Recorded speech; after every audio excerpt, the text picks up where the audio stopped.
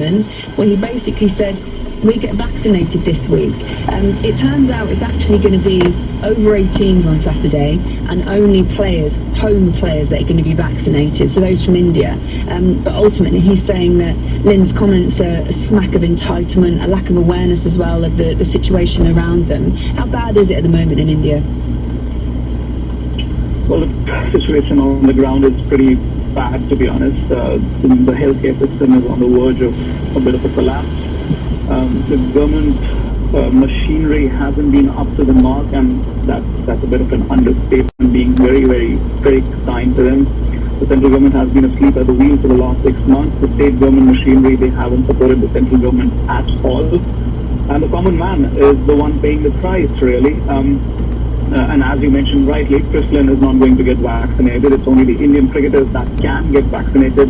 And even then, the BCCI has to negotiate the pricing and the deal with the vaccine manufacturers. So there is no guarantee that the Indian cricketers will also get vaccinated next week, because there are bigger orders which have been placed by the central government and the state government, which need to be fulfilled so that the common man can get vaccinated first.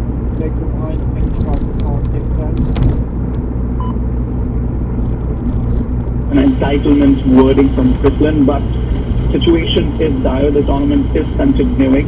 What I will say is that the BCCI has assured the overseas cricketers that they will help them get home once the tournament is done.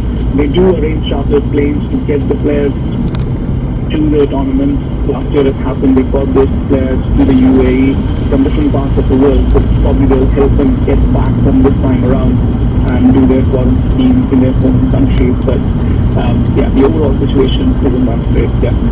Shekhar, may I ask you, we're obviously hearing reports over here that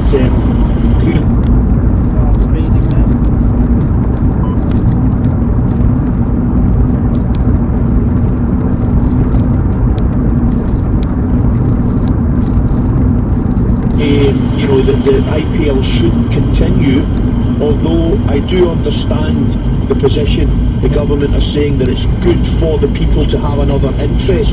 Where do you stand on that? Ali, it's a difficult one, to be honest. It's 50-50. Nobody knows the right answer here. On the outside, it would seem, yes, that morally the IPL should not carry on. But I know personally a lot of people who are tuning in at 7 p.m. every day. In my housing complex, there are a lot of kids. Kids are not going downstairs anymore. They're not playing outside anymore. Everybody's scared to step outside.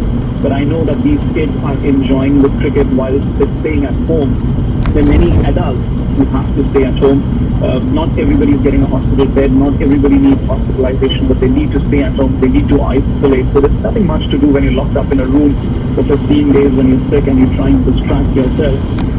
Even people who are fine, if I can give my own personal example, it's been a period of a lot of stress given what is happening around us. When you tune into live sports, live cricket, that helps take your mind off things, but there's no right answer here, because we cannot shut ourselves off to what is happening outside. As you mentioned, yes, the hospitals are overcrowded, there are not many beds available. The death rate is really up. It's been underreported in some parts of the country as well. So you can't really turn off a blind eye to the situation, but it's a 50-50 thing. There's no right or wrong here, to be very honest. It's such a lucrative competition, isn't it, the IPL, which is why it attracts the best players in the world. They want to play in it, and I imagine why people don't